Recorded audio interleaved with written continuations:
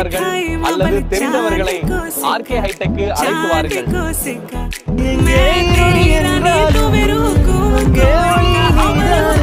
இங்க mobile, LED TV, fridge, furniture, எந்த electronics பொருள் வாங்கினாலும் ஸ்பெஷல் கிஃப்ட் ஃப்ரீயா கிடைக்கும்.